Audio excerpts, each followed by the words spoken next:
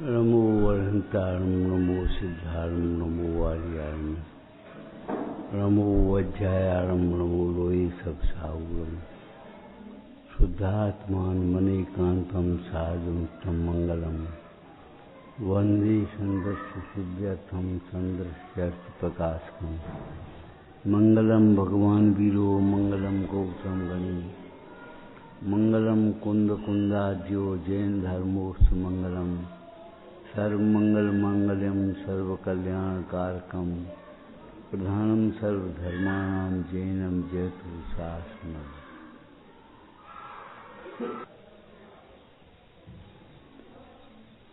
जोश में होश नहीं खोना चाहिए। ये सदैव ध्यान रखो कि शरीर हम नहीं है।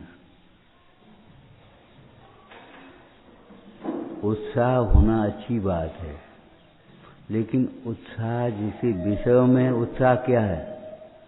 विषयों में उत्साह आता है वो पाप का, धर्म कार्यों में उत्साह आता है वो पुण्य भाव, और आत्मा में उत्साह हुआ तब धर्म है।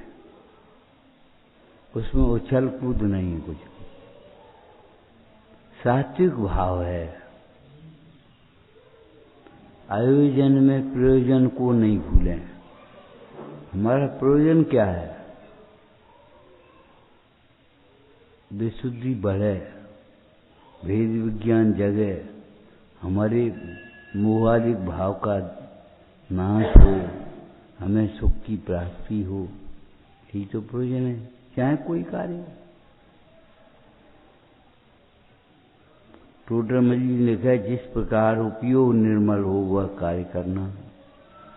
जिस प्रकार जो शर्त है वह प्रतिज्ञा लेना, जिसका अर्थ जाने वह पाठ पढ़ना। पद्धति बुद्धि से, रूढ़ी से कार्य करने से कार्य सिद्धि नहीं होती। हमारे लिए एक बहुत बढ़िया बात आ गई इसमें। हमें इसका अर्थ आता नहीं तो हम कोई पाठ करते हैं, और प्रतिज्ञा जाने से कब टूट जाए इसलिए प्रतिज्ञा करते नहीं, और उपयोग लगा अपने आराम से। अरे अनादिकाल से मोह के संस्कार हैं, इंद्रिय सुख को सुख माना है, प्रमाद को सुख माना है, वहां उपयोग लगता है। यहाँ तो उपयोग सच पूछो तो लगाए तो लगे, लगाए माने अपना हित समझे। उपयोग लगाए तो लगे, उपयोग नहीं लगाए तो कैसे लगे? सुख समझेगा तो उपयोग लगेगा, सुख नहीं समझेगा तो कैसे उपयोग होगा? इसका संबंध सुख से जोड़ो, और सुख का संबंध कैसे है? परिणामों से।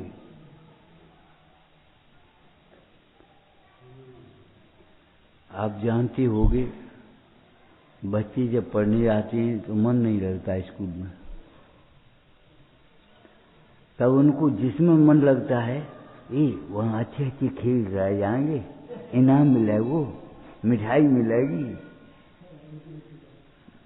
जो चीज उन्हें अच्छी लगती है उसको, उसका संबंध उस पढ़ाई से जोड़ते हैं। पढ़ लिख लेंगे अब साहब बन जाओगे, और नहीं तो घास खोदत फिरे का मतलब नहीं करेगा, मजदूरी करोगे। इंद्रिय सुख का संबंध पढ़ाई से जोड़ेंगे तब पढ़ाई में मन लगेगा।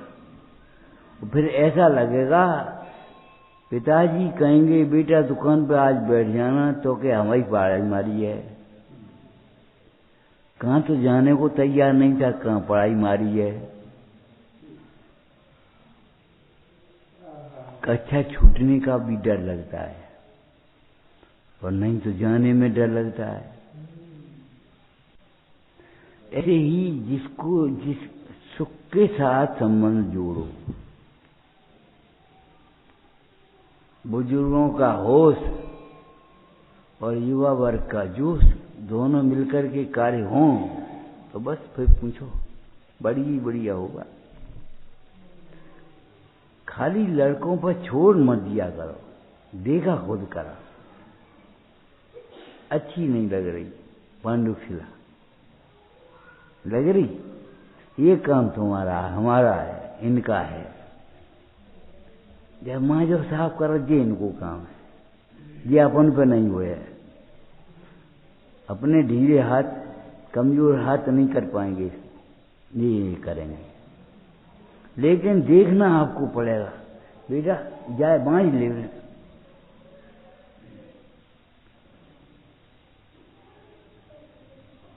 समझ में आया कि नहीं? 8 दिन लगी रहेगी चमचमाती हुई प्रतिमा, चमचमाता हुआ हॉल और मलिनवा। चक्रवर्ती भरत की हमें याद आ रही है, द्वारापीक्षण के लिए खड़े हो गए। चक्रवर्ती भरत द्वारापीक्षण के लिए खड़े हैं। मुंडाज का आहार लेने की विधि बन गई। जब विधि बन गई तो चक्रवर्ती भक्ति से बोले, जिसके महल का मार्ग इतना वक्र है, उसका हृदय कितना वक्र होगा। फिर भी आज आपकी कृपा हो गई तो हमारे परिणामों में सरलता आएगी, आएगी और आएगी। जीव मलिन रहेंगे तो हमारे परिणाम कैसे मलिन होंगे? चलो ठीक है।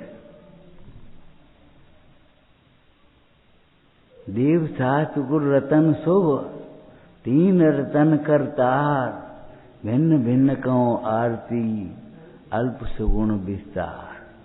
देवसास गुरु रत्न थे। और फिर आगे क्या लिखा? 3 रतन करतार। तो इसका मतलब रत्न तो कोई और होंगे। रत्न कौन से हैं? सम्यक दर्शन ज्ञान चारित्र। और सम्यक दर्शन ज्ञान चारित्र जब रत्न कहे गए हैं तो इनकी प्राप्ति के निमित्त देवसास गुरु भी रत्न कहे जाते हैं। माने रत्न मिल जाए तो कैसे चमका दे। तुम्हें मालूम है, हीरा सोना चांदी जितने भी हैं, जब निकलते खान से मट्टी जैसे होते हैं। जब इनकी घिसाई होती है, कटाई होती है, और तब वे शोरूम में चमकते हुए दिखाई देते, तुम्हें आकर्षित कर रही। आज ये दशा कैसे हो गई? वीतरागता क्या हमारा स्वरूप नहीं है? हमारा भी स्वरूप है, लेकिन किट्टी कालिमा सहित अनादिकाल से। जब किट्टी कालिमा अलग हो गई तो फिर बस खत्म हो गया। कल चर्चा चली थी, एक नारियल या बादाम बच्चे को दे दिया। अब वो बच्चा खाना जानता ही नहीं। अब वो देख के डरा रहा है, क्या करें? माँ ने कहा, बेटा लाओ हम खिलाते हैं। छिलका अलग किया और मैगी खा ली। खाने का तरीका ये है, छिलका अलग और मैगी अलग करेगा। जो छिलका और बादाम को या नारियल को अलग करना नहीं जानता, वह खा कैसे पाएगा? देह और आत्मा को भिन्न करना नहीं जानोगे तो जी बताओ, राग आदि और ज्ञान को भिन्न करना नहीं जानोगे तो आप कैसे अनुभव कर पाओगे? राग तो आता है तो आने दो, कोई बात नहीं। पद्म पुराण में एक चर्चा आई, विभीषण घर का भेदी लंका ढाबे, ये विभीषण के लिए कहना उचित नहीं है। विभीषण और रावण में बहुत प्रेम था, लेकिन जब रावण अन्याय पर उतर आया तो विभीषण राम के साथ मिलने के लिए अपनी सेना लेकर चल दिया। राम के डेरे में एक चर्चा आई, विभीषण आ रहा है। क्या विभीषण आ रहा है तो उसे आने दो, लेकिन हमेशा सावधान रहो, यह उसी कुल का है जिस कुल से अपनी ठनी है। आता है तो आने दो, कोई बात नहीं, लेकिन यह विभीषण रावण के कुल का, इस बात को ध्यान रखो, सावधान रहना इसे।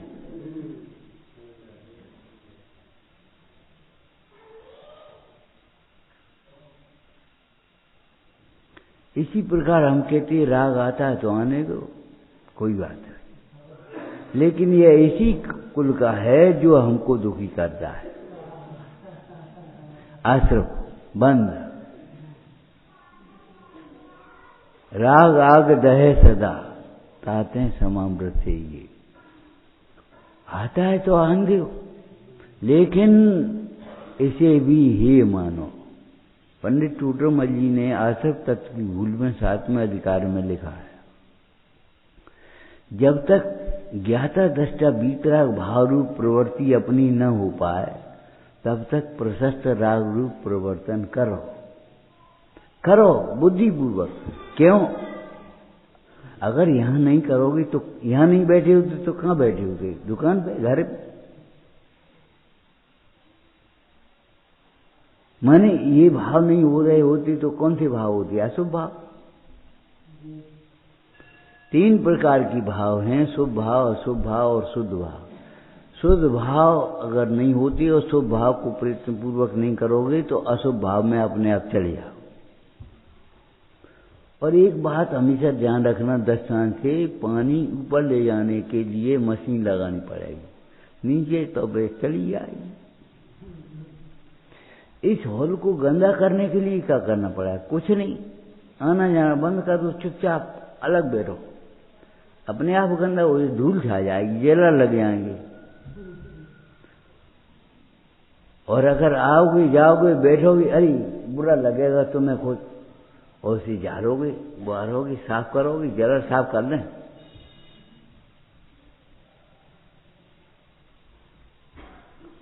सिद्धक विधान होना था। परसों कुछ बहने भाई बोले मंदिर की सफाई करने विधान होने, हमने ये का पूछो की बात है, अंदर की सफाई पूछो तो हमसे पूछ ले।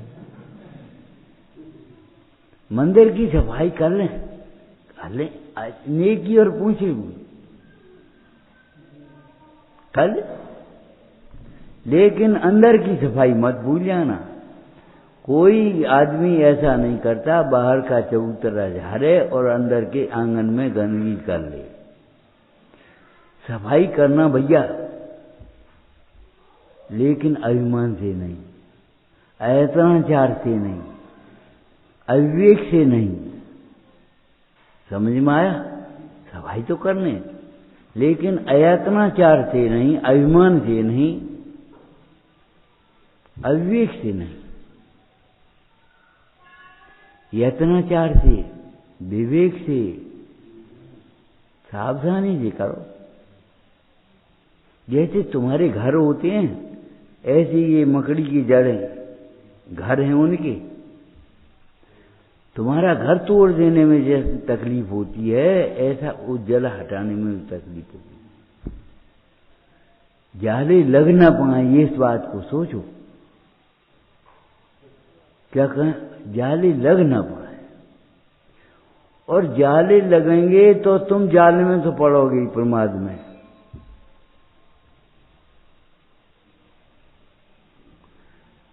शुद्धात्मा की आराधना आपने पढ़ा होगा। शुद्धात्मा की आराधना और धर्म की भावना महाकार्य हैं। बड़े समर्पण भाव से, विनय भाव से, यत्नाचार से, विवेक से करना चाहिए। अशुभ राग ज्वर निषेधार्थम, अशुभ राग से नहीं बच पाओगे जब तक तुम इन भगवंतों की भक्ति तुम्हारे हृदय में नहीं आई। आज रविवर्ष का पहला दिन मान लेते लोग, हम कहते अहिंसा व्रत पालो। पहले व्रत तो करोगे, लेकिन कैसे करोगे? अहिंसा पालोगे, सत्य पालोगे, अचौर्य पालोगे, ब्रह्मचर्य पालोगे, परिज्ञा का परिमाण करोगे तो व्रत पड़ेगा। 5 व्रतों के बिना ये रविव्रत कहां से आया है? उस दिन करोगे क्या? स्वाध्याय करोगे, बड़ी अच्छी बात है, समझ में आ गई। ज्ञान बिना अंधेरा है, ज्ञान प्रकाश है, मोह अंधेरा है। छोटी छोटी बच्चों को भी स्वयं वाचनालय बनाओ, पढ़ो लिखो समझो सीखो। नहीं तो अब क्या करें। एक अधिकारी आया, उसे बैठा था, बोले भेद का है तेरे पंथ बीच में, तो यही पता नहीं है भेद क्या है, सब एक ही बात। अरे भैया तेरे पंथ में तो स्त्रियां प्रचार नहीं करती, पंचामृत नहीं होता,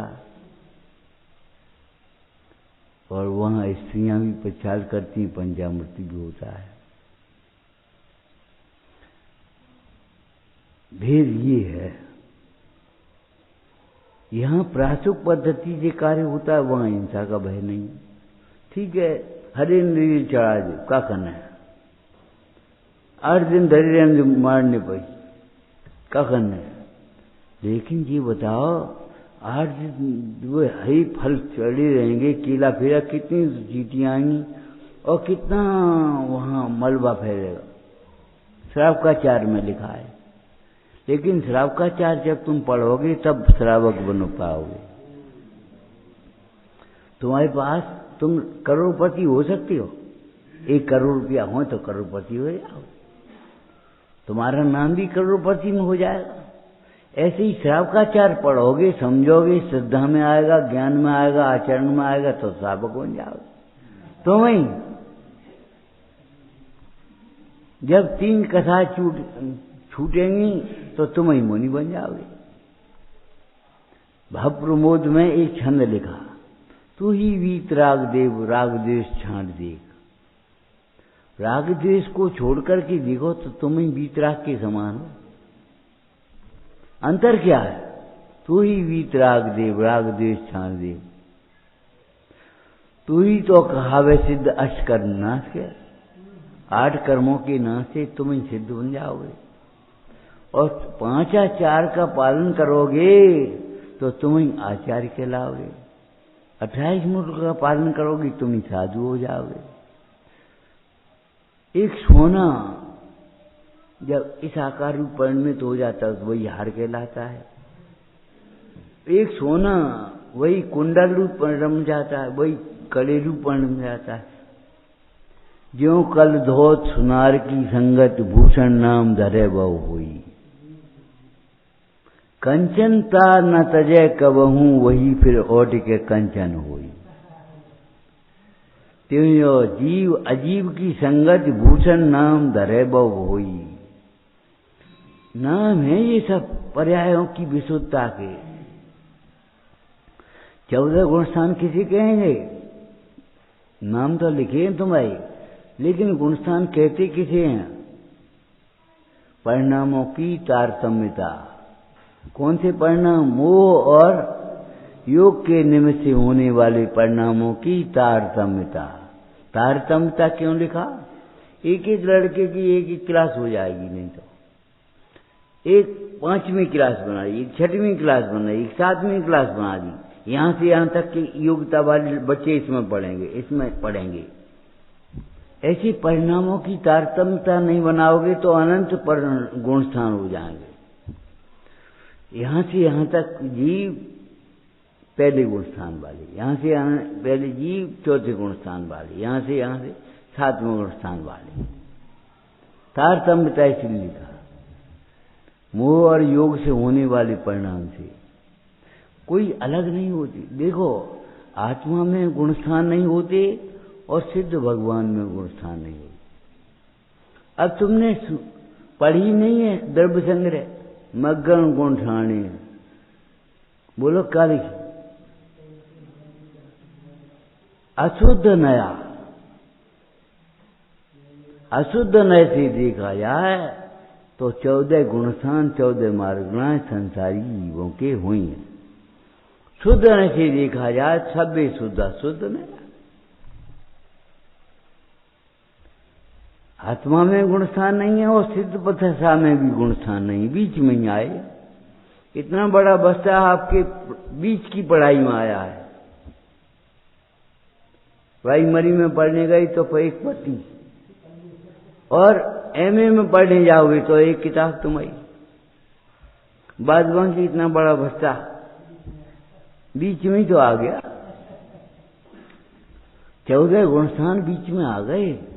गुण स्थान माने गुणों के स्थान, गुणों के स्थान। गुण किसको कहते हैं? क्वालिटी। वे गुण नहीं, सर्व अवस्थाओं में, सर्व अवस्थाओं, वो नहीं गुण बात है, क्वालिटी। तुम श्रावक हो, मुनि हो, कौन हो, कौन सी प्रतिमा है, क्या है, ये सब गुणस्थानों के अंतर्गत आ जाएगी। मूलाचार में गुणस्थान की चर्चा की, जब गुण की चर्चा की तो परिणाम की विशुद्धि को गुण कहते हैं। आपने पढ़े होंगे अनंत के 40 गुण, गुण है ये।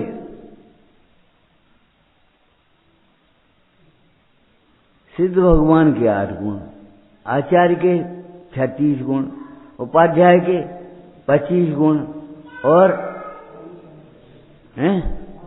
साधु महाराज के 28 गुण। और तुम्हारे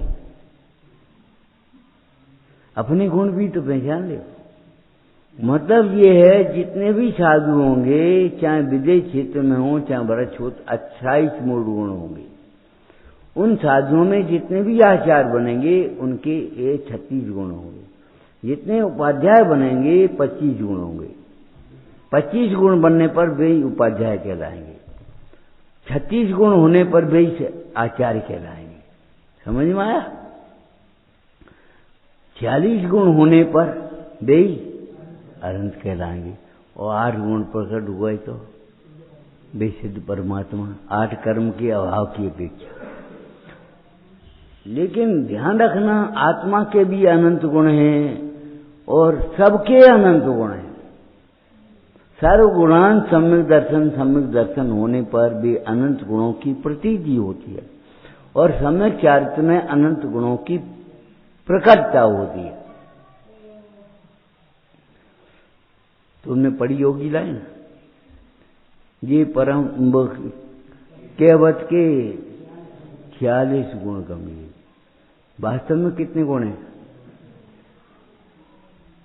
वास्तव में ये अनंत चतुष्टय गुण गंभीर कहवत के 46, अनंत चतुष्टय प्रत्येक अनंत में होगा। 46 गुण केवल जो तीर्थंकर हैं और 5 कल्याणक वाले तीर्थंकर हैं उनके होंगे। हम आपसे ये कह रहे हैं, मेरे मुंह की ओर मत देखो, दीवार की ओर मत देखो, अपनी ओर देखो। स्वाध्याय थोड़ा करना शुरू करो। दर्शन स्वाध्याय के बिना अधूरा है, और सामायिक के बिना स्वाध्याय अधूरा है। पढ़ते तो बहुत हैं, सुनते बहुत हैं, विचार नहीं करते तो आचार्य में नहीं आता। इसलिए पढ़ो, सुनो, विचार करो, आचार्य में आए। क्रोध बुरा है, तुम नहीं मानो तो भी है।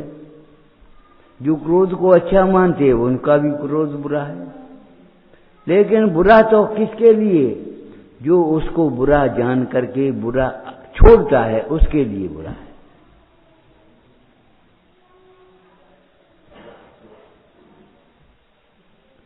जयमाल की चर्चा चल रही है, बहुत सुंदर बात कही। दुख कारण द्वेष विदारण। द्वेष का परिणाम, ईर्ष्या का परिणाम, वह दुख का कारण है। सुख का मार्ग नहीं है और सुख के मार्ग की पात्रता भी नहीं है जिनके अंतर में द्वेष भाव है। जिसके अंतर में द्वेष भाव बैठता है उसको सुख भी नहीं है और सुख की पात्रता भी नहीं है, माने सुखी है भी नहीं और सुखी हो भी नहीं सकता। उसे सुख की बातें अच्छी नहीं लग सकती। शिक्षक विधान में ये सुंदर बात है। पहला अपने यहाँ सामायिक पाठ में लिखा, सत्वेश मैत्री, प्राणी मात्र के प्रति मैत्री भाव। द्वेष में कितनी कसाएं आती हैं? कसा है द्वेष में है कुछ खबर नहीं रही। राग और द्वेष में कितनी कथाएं अलग अलग विवाह करो न। क्रोध और मान द्वेष में है, माया और लोभ राग में है। हास्य अरति हास्य द्वेष में नहीं है, राग में है। अरति द्वेष में है, रति राग में है, वेद राग में है, भय ग्लानि द्वेष में है। माने राग में 7 कथा है और द्वेष में 6 कथा है। ईर्ष्या भाव द्वेष में है। देखो, बुरा मन दिखने पर द्वेष होता है, ये बात नहीं हम कह रहे, हम कुछ और कह रहे हैं। द्वेष से देखते हैं तो वही बुरी दिखती है। बात बहुत अच्छी है, लेकिन इनने कही है तो हम नहीं मानते। ये द्वेष का परिणाम है। बहुत अच्छा है, लेकिन अच्छी को अच्छा कह भी नहीं पाएंगे। अगर द्वेष होगा तो अच्छी को अच्छा समझ भी नहीं पाएंगे।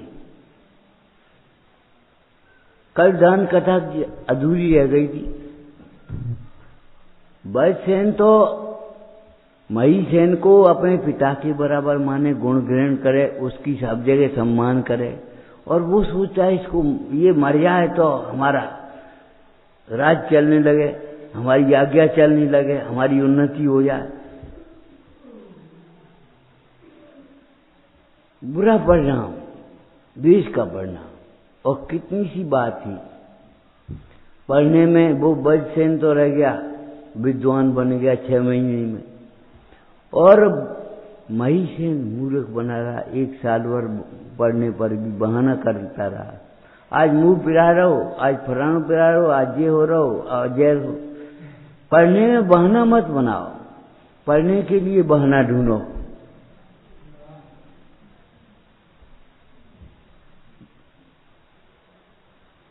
बहाना मत बनाओ। उसका विवाह करने को कोई तैयार नहीं। वज्रसेन के लिए विवाह करने के लिए तैयार बैठे। सेठ ने सोचा क्या करें, बड़े लड़का महिसेन, और इसका विवाह करने को तैयार नहीं। तो एक गरीब आदमी आ गया उस नगर में, बाहर का, गांव का।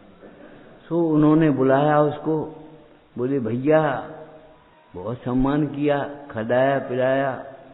बोले हमारी बात मानोगे, हमें कष्ट दोगे? सेठ जी तुम ये क्या कह रहे हो, हम तुम्हें का देवे लायक हैं? अरे भैया, तुम्हारी लड़की है बहुत सुशील, उसको तुम्हारी लड़के के साथ विवाह कर दो। बड़े का ये विवाह हुआ दरिद्र की कन्या के साथ। कन्या तो सुशील थी, गुणवान थी, शीलवान थी, रूपवान थी, सब बातें थी, लेकिन गरीबी।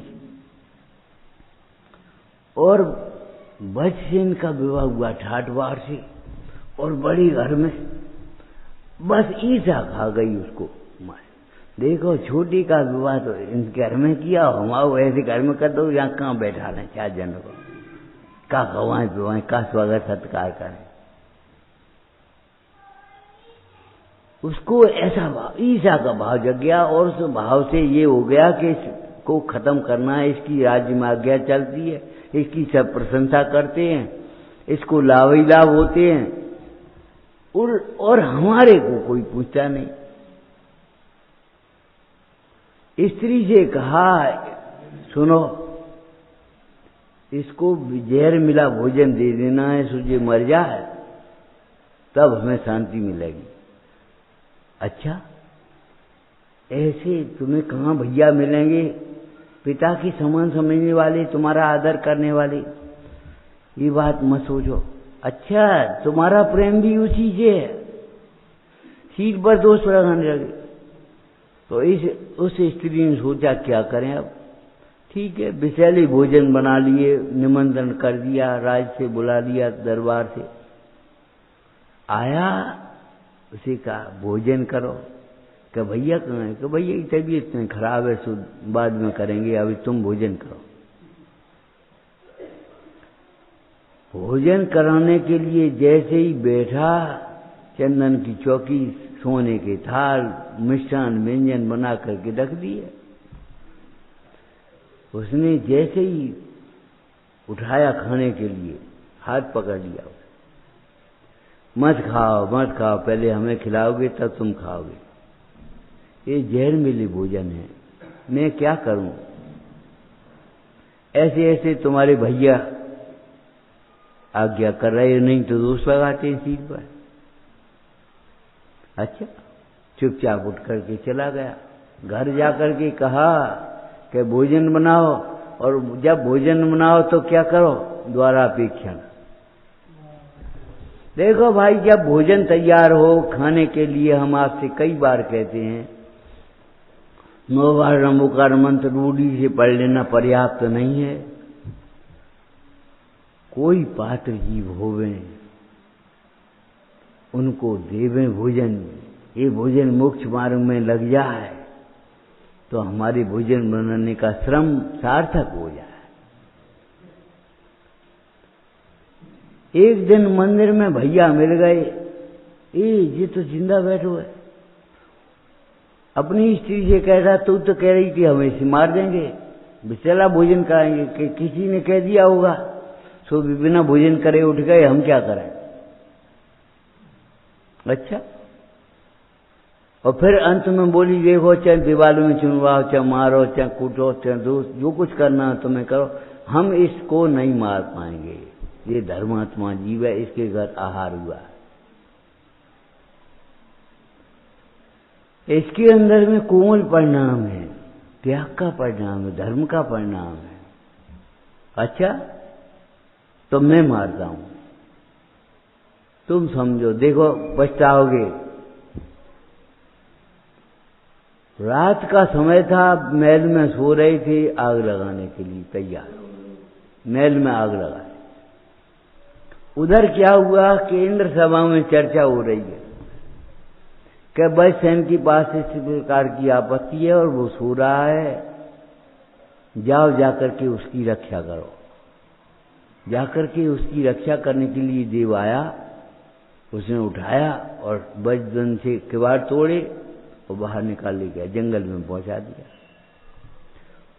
मारना तो है ही, मारना तो है ही, इस प्रकार का दुर्भाव कभी मत करो, ये द्वेष का परिणाम। ध्यान रखना, ये कसाय के परिणाम ऐसे हैं, थाली का भोजन नहीं करने देते, तुम्हें रहने नहीं देंगे, कहीं कहीं का नहीं रहने देंगे, कहीं कहते हैं हम तो कहूं के नहीं रहे भैया, धोबी को कुत्ता न घर को गाड़ को, और कहीं नहीं रहने देंगे।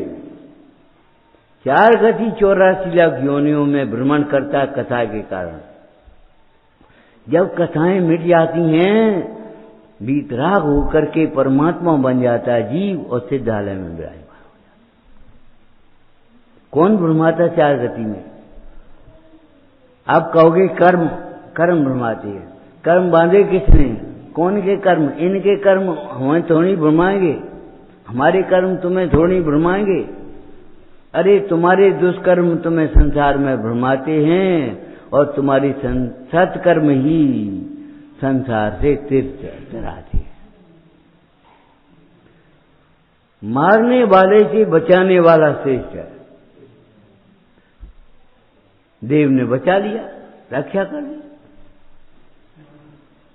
आप पढ़ना, हमारे पास पुस्तक है, हम सुना नहीं पाएंगे, अभी 4-6 दफे सुना चुकी कम से कम, और टाइम भी इतना नहीं है। मतलब 4 बार उसने मारने की कोशिश करी, लेकिन तो भी मरा नहीं। क्रोध से बुरा करने का भाव, बुरा करना होना भवितव्य के अधीन है। तुम्हारे क्रोध से उसका बुरा नहीं होगा, तुम्हारे मन से उसका बुरा नहीं होगा। अपने परिणामों को संभालो भाई। दुख कारण द्वेष विदारण है, द्वेष का परिणाम हमारे अंदर में होता है। तो फिर क्या करें? प्रेम करें उसी। अरे भाई, जो धर्म के विरुद्ध हैं उनसे भी मध्यस्थ रखो। मध्यस्थ भावम विपरीत वृत्तौ, विपरीत वृत्ति वाले जीवों से भी मध्यस्थ भाव रखो, माने द्वेष उनसे भी मत करो। दुख कारण द्वेष विदारण है, समझ गए क्या कहा हमने? द्वेष के परिणामों में क्रोध, मान, माया, लोभ, हास्य नहीं, अरति, शोक, भय, जुगुप्सा, इन परिणामों में सुख नहीं है और सुख की पात्रता भी नहीं है। स्वयं काड़ी जब जलती है तब जलने में निमित्त होती है, जले नहीं तो जलने में निमित्त कैसे होगी? इन परिणामों से जीव स्वयं दुखी होता है, विकल्पों में उलझा रहता है, तब ये जीव दुख में निमित्त हो पाता है। द्वेष के परिणामों से क्या हुआ है पुराण पढ़ लेना, केवल उपसर्ग हुए हैं। द्वेष का परिणाम उपसर्ग करने वाले हैं। धर्म चाहो और धर्मात्माओं से ईर्ष्या करो तो धर्म कभी नहीं मिल पाएगा।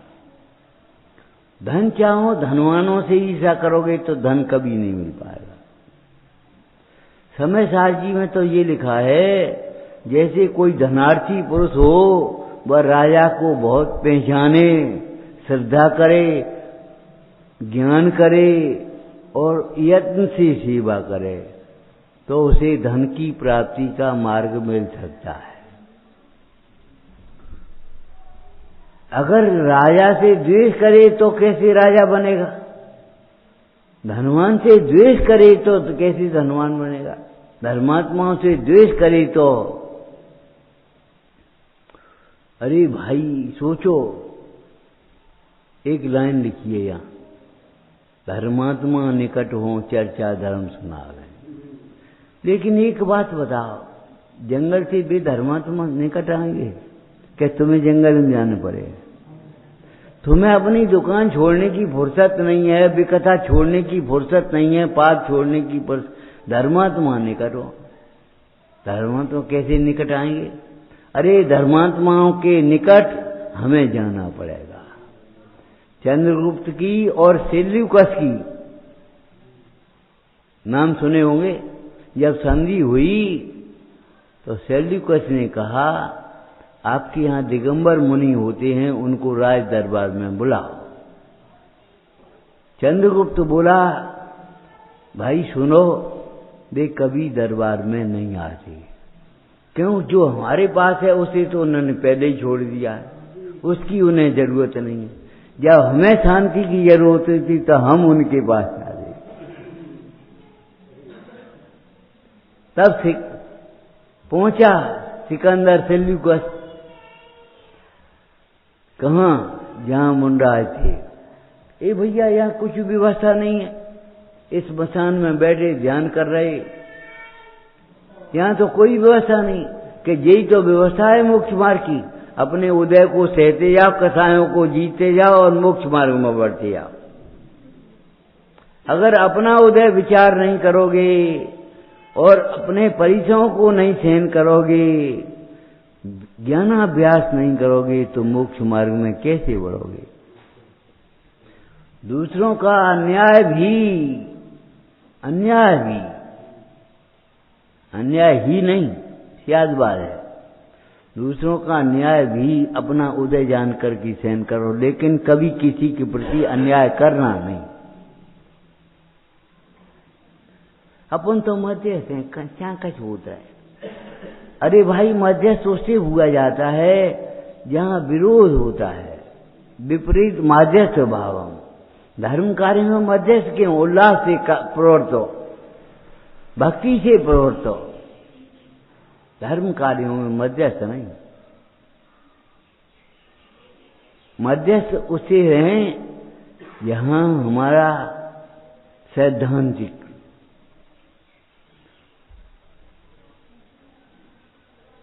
संस्कारों की सुरक्षा, संपत्ति की सुरक्षा से ज्यादा जरूरी है हमारे अंदर में ये संस्कार आना चाहिए, देह से भिन्न आत्मा को देखने के। पर द्रव्य को दुख का कारण न समझने के, अपना उदय विचार करने के संस्कार आ जाना चाहिए। दुख कारण द्वेष विदारण हो। दुख का कारण द्वेष को जान करके आपने द्वेष छोड़ दिया। जब तक हम द्वेष भाव में पड़े रहेंगे तब तक दुख के कारण में पड़े रहेंगे, और कारण रहेगा तब तक कार्य तो रहेगा, तब तक दुखी आएंगे हम। एक भाई बोले, आदमी अपने दुख से कम दुखी है, दूसरे के सुख से ज्यादा दुखी है। पहले तो समझ में नहीं आई क्या कह रहे, फिर बाद में विचार किया, ईर्ष्या बुद्धि। बड़ों का आदर होना सरल है, छोटों से स्नेह होना भी सरल है, लेकिन बराबर वालों से ईर्ष्या बुद्धि न होना बहुत कठिन। आदेश का भाव आत्मानुशासन में लिखा है कठिन है। इसको जीतने में आपको ताकत लगानी पड़ेगी, पुरुषार्थ करना पड़ेगा, ज्ञानाभ्यास करना पड़ेगा, विचारना पड़ेगा। अच्छा बताओ, सीता जी ने जंगल में जब राम ने छुड़वाया, वनवास दिया दूसरी बार, तब कैसे कहा राम का कोई दोष नहीं? बताओ, उससे पहले क्या कहा?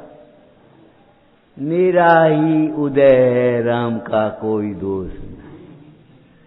उदय का विचार नहीं करोगे तो दूसरे का दोष दिखाई देगा, अपने दोष नहीं देखोगे तो दूसरे का दोष दिखाई देगा।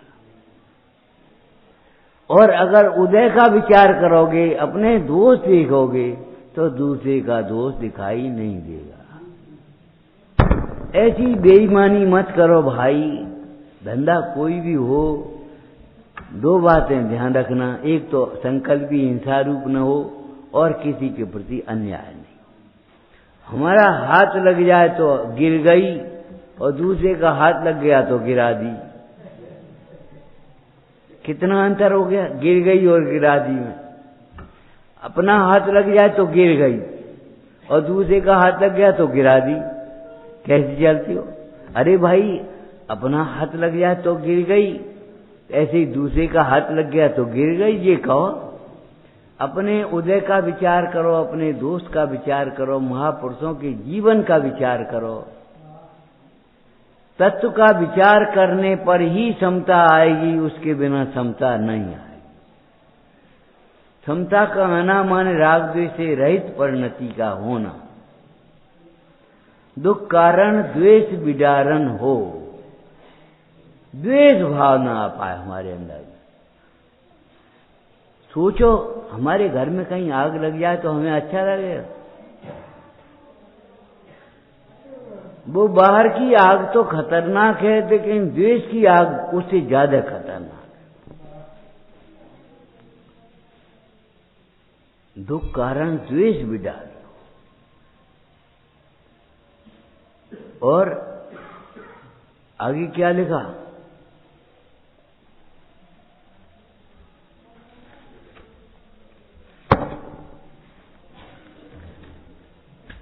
दुख कारण द्वेष विदारण हो, बस दारण कारण राग निवारण हो। राग के बसी भी हो जाता है। ये छेडाला में राग आग दहे सदा लिखा। सोचो, जहां राग होता है, आपके हाथ में कदाचित कोई हथकड़ी पहना है तो उसे तोड़ने के लिए कोशिश करोगे, लेकिन राखी के कड़ावे को नहीं छोड़ पाओगे। हम तो जाएंगे, रहेंगे, मत जाओ मत जाओ मत जाओ कर। अच्छा जान दे, जाओ, खड़े रह जाओगे, रहने दो। तो राग ऐसी चीज है, राग को स्वयं नहीं तोड़ना चाहता है, राग को पुष्ट करना चाहता है।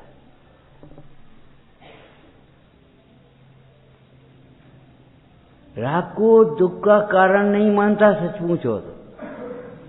राग की पूर्ति होने को सुख मान लिया है, राग के अभाव को सुख नहीं माना, बहुत कष्टकारी माना।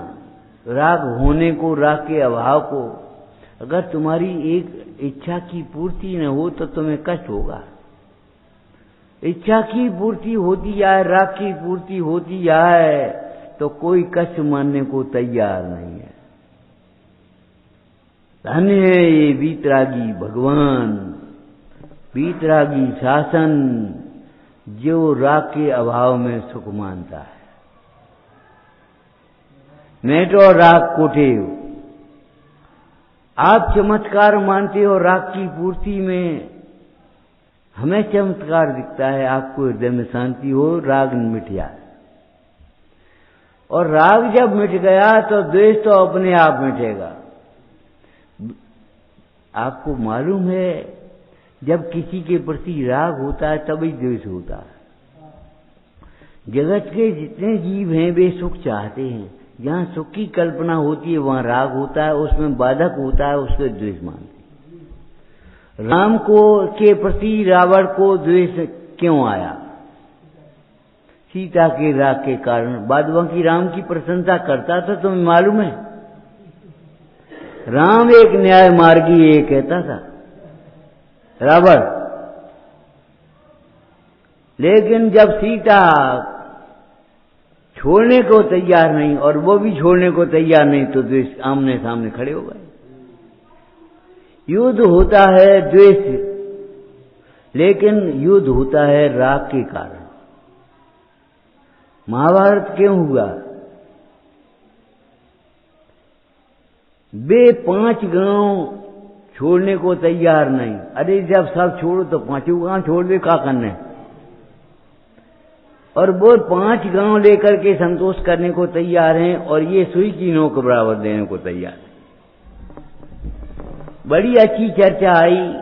कृष्ण ने कहा भाई इन दोनों में समझौता करा दो, तो स्वयं दूतपना करना तैयार हो गए। दुर्योधन के यहां पहुंचे, बड़ी स्वागत सत्कार किया, आओ बैठो। सब भोजन की पूछी, बोले भैया पांडव भी तुम्हारे ही भाई हैं, और देखो वैसे तो आधो हिस्सा उनको है, अबे 5 गांव मांगे रहे, 5 गांव। ये बात मत करो, हम सुई की नोक बराबर नहीं दे सकते, ये मत कहो। अब बताओ क्या करें? युधिष्ठिर के यहां आए, स्वागत सत्कार किया। युधिष्ठिर से बोले देखो वो तो जो मूर्ख है सो है ही, दुष्ट है, ऐसा है, दुर्जन है, तुम तो समझदार हो, जब सब राज्य छोड़ रहे तो 5 गांव छोड़ दे। अजय मत कहो, वे 5 गांव पर अड़े हैं और वे 5 गांव छोड़ने को तैयार नहीं है। महाभारत कर रहे थे। कारण क्या रहा? राग। राग के कारण से हमारे जीवन में द्वंद्व होता है। राग फंदे रूप है, लेकिन राग के कारण हमारे जीवन में द्वंद्व होता है, और जब वीतरागता होती है तो हमारे द्वंद्व फंद सब छूट जाते। तोड़ सकल जग द्वंद्व फंद आत्म ध्यान। स्वाध्याय करो, विचार करो। हमने विचार किया इन विधानों की परंपरा कैसे चल गई। बतासे में दवाई है, बच्चा कड़वी दवाई खाने को तैयार नहीं। मां ने कहा बेटा एक काम करो, पेड़ा रखो तो तुम खा लियो। हम मंदिर जा रहे कि जाओ। उसने कहा मंदिर से आकर के पेड़ा खा लिया कि हाँ वहां पेड़ा खा लिया, और वह में कारी कारी वो गुठली थी वो फेंक दी। दवाई तो वही थी। राग में आकर जो स्वाध्याय नहीं करते, तत्व को नहीं समझते, उन्हें इस पूजा के माध्यम से तत्व समझाया है। पूजाओं के माध्यम से, विधानों के माध्यम से तत्व समझाया है। 8 दिन बैठोगे, सुनोगे, पढ़ोगे, विचार करोगे तो तुम्हारे परिणाम बदल जाएंगे। विचार करना आज का इतना ही विचार बहुत है। दुख कारण द्वेष विडारण हो। अगर हमारे अंदर में किसी के प्रति द्वेष भाव हो तो दुर्भाव को छोड़ देना, तो आज की पूजा हमारी सार्थक हो जाएगी, सफल हो जाएगी। और राग में अटकना नहीं। मेटो राग कुटीर। वीतरागता की ओर बढ़ना, वीतरागी को लख वीतरागी बनो तो समझ लो कि भव का फेरा गया। ज्ञान कर चांदनी जिसके दिल में खिली, उसके मिथ्यात्व का सब अंधेरा गया। ज्ञानाभ्यास ही प्रकाश है, वही प्रकाश के बिना जैसे कुछ भी नहीं है। अभी तैयारी करो, लाइट नहीं हो तो अंधेरे में क्या तैयारी करोगे? कुछ भी काम करना हो आपको, पहले लाइट चाहिए, उजाला चाहिए। तो ये बताओ, मोक्ष मार्ग कर्म करने के लिए ज्ञानाभ्यास चाहिए। प्रथम दुख दूर करने में आपा पर का ज्ञान अवश्य चाहिए। ज्ञानाभ्यास की आदत डालो। भोजन दर्शन के बिना नहीं, ऐसे ही स्वाध्याय के बिना ये सोचो हम सोए नहीं। कोई तो टाइम मिल ही जाएगा किसी टाइम पे, ऐसा थोड़ी है। स्वाध्याय से कसाएं भी मंद होगी, स्वाध्याय से ज्ञान का विकास भी होगा, स्वाध्याय से संसार असार भाषित होगा, स्वाध्याय से ये परमात्मा की दर्शन पूजन सब सार्थक होगी। विचार करना।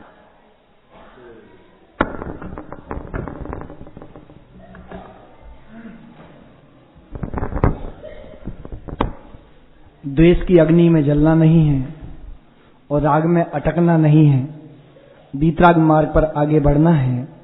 ऐसी जयमाला के माध्यम से कितना सुंदर स्वाध्याय मिला। मुझे बचपन की एक छोटी सी याद आ रही है। दुकान पर पिताजी बैठते थे और आत्म धर्म पत्रिका आती थी, तो जब भी वो फ्री हुआ करते थे तो पत्रिका लेके बैठ जाते थे। पंच साहब की मंगल प्रेरणा से एक सुंदर कार्य अपने मंदिर में अपन कर रहे हैं। बाहर जो कार्यालय का स्थान है वहां पर एक वाचनालय शुरू कर दे रहे हैं। कुछ धार्मिक कहानियों की किताबें और कुछ शिक्षाप्रद नैतिक शिक्षा की कहानियां किताबें वहां रखवा देंगे। जिनको यहां टाइम रहा करेगा वो यहां बैठ के पढ़ें, और नहीं तो जो व्यवस्थापक होंगे उनसे किताबें आप दुकान पर घर पर ले जाएं, जब पूरी पढ़ लें तो वापस दे जाएं। और उसी कहानी की प्रेरणा के लिए आज की रात में एक सांस्कृतिक कार्यक्रम भी सेट किया है हमने। कल रात्रि में नंदीश्वर द्वीप का पूरा परिचय कराया था बच्चों के लिए प्रश्नमंच के माध्यम से। आज मंदिर में जितने भी ये चित्र बने हैं, प्रत्येक चित्र की संक्षेप में अथवा विस्तार में आपको जो भी कथा मिल जाए आप पढ़ो। वो कथा आपको रात में सुनाना है। ये वाला चित्र हमारे लिए इस प्रसंग का है और उस प्रसंग से हमें क्या शिक्षा मिली, ये दो बातें अपन को सीखना है। मतलब पूरी कहानी भी याद आ जाए और उससे हमें क्या शिक्षा मिली, ये पूरा कार्यक्रम आज रात्रि में करेंगे और बहुत सुंदर पुरस्कार वितरण भी चलेगा। इसलिए सभी कहानियां ध्यान से देखिए और उसका अभिप्राय समझिए। अभी स्तुति के बाद अपन आज की अंतिम पूजन करेंगे। हे जिनवाणी भारती तो